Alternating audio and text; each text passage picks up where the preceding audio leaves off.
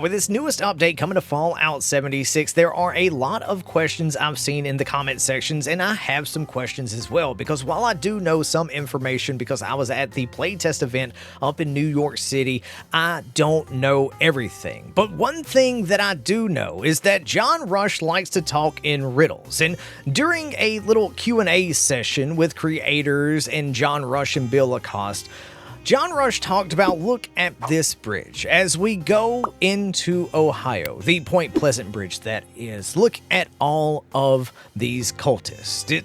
They're dead. It looks like they worshipped the wrong entity. Maybe instead of worshiping the Mothman, they should have been worshiping something like Bigfoot. And now, to me, that is something that raised my eyebrows. And I wrote it down in my little composition notebook because that's a cryptid.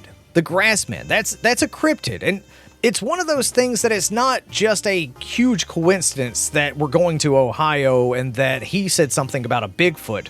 But where was the Grassman first noticed? Where was the first sighting?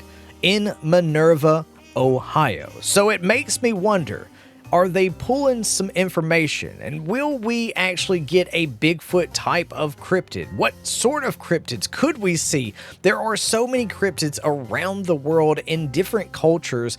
I am super excited. It's like the Thunderbird. It's what a Snallygaster kind of looks like in Appalachia, like with Shenandoah type cryptids. It's the Thunderbird up on the mountain that used to be what was going to be a Scorched Beast back in the day. That is a video for an entire different day. But it's just little things like that the team at Bethesda, they like to speak in riddles. So it makes you wonder, are we going to get new cryptids in Fallout 76 in Ohio? Because there's a lot of stuff that they did not show us. Like, I didn't know anything about the super mutant, the intelligent super mutant, until I got the B-roll asset that the folks from the live stream got to see. And I'm sitting there like, oh my God. And then that made me have a different conversation with Ken from Fallout for Hope, and we were sitting there talking about that with the intelligent super mutant, and then we started talking about the Enclave vertibird that I found in the opening scene at the very end the other day, a video about that. And I was sitting there talking to him, I was like, it's just crazy. The Enclave, could we be getting more Enclave content? And Ken, the smart man that he is, he goes, Gassy, which way is it facing? I said, I have no idea which way it's facing. I don't see a compass on the screen or anything like that. Well, friends, in the assets, we got a picture of that downed vertibird with an Enclave symbol on it and the cage behind it. And Ken goes, but what if it's pointing to the east?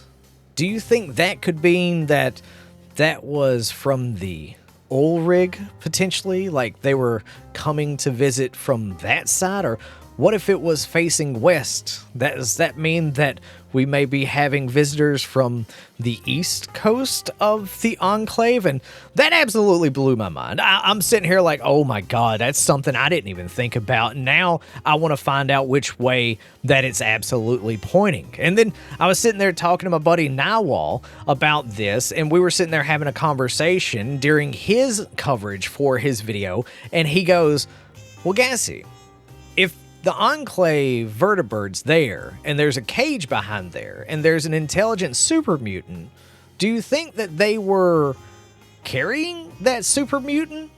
And my jaw dropped when I was on the phone with him, because that's something that I didn't even think about.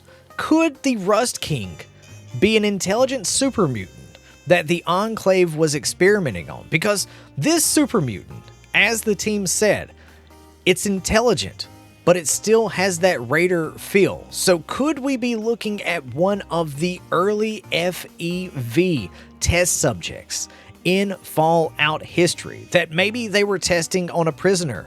They turned out to be intelligent. They were carrying them either from the East Coast or the West Coast, or maybe to a certain facility to be tested on even more, and there was an accident, or the super mutant got out, or maybe it was shot down by some raiders, because it only takes a well-positioned RPG or something like that to take down a vertibird, or Honestly, let's be real, in Fallout history, it just takes the pilots of the vertibird to take themselves out because they just act like a homing beacon every single time I'm playing Fallout 4. You gotta dodge them because they're coming right for you. It's same team, Fox, stop it. Do a barrel roll. But look, it's one of those things that there's so many questions that you really have to answer. And that's one thing that I'm loving about this update and the mysteries that it can bring with it. Will we get new cryptids? Where did the Rust King come from? What caused Ohio to be looking like a desert? To me personally, it kind of reminds me of the chemical scorched earth from the late 90s, early 2000s, that when you would spray it on kudzu, blackberries, brush, grass, anything that you had, it would absolutely decimate the world. And I found a note in the playtest where they were talking about the water being undrinkable. So Epic Nate made a video the other day talking about how the Chinese were working on biological warfare and then how the government took over the FEV project. Maybe Abraxo had a contract with the US government. Maybe there was some shenanigans at play right there where, hey, if my enemy's creating it, maybe I should be doing the same thing. But oh wait, there's this better thing that's even more powerful and we can do more things with, so we don't need this over here. And then Abraxo's trying to do something with it. Maybe there was an accident where it got into the bit, but people are talking about how it got spilled into the water. So my question is, what are we going to find out in this big update coming to Fallout 76 soon? The PTS is about to open up, and I don't want to ruin the story for myself, but I absolutely want to know more about what is going on in Ohio. Let me know your thoughts down in the comments section below. Thank you so much for being here. Hopefully you enjoyed this one-take video. Maybe we get back into doing more one-take videos with no breaks or anything like that. Thank you so much to the channel members for the continued support, y'all. Have a great and wonderful day out there in the wasteland. Peace. Love ya.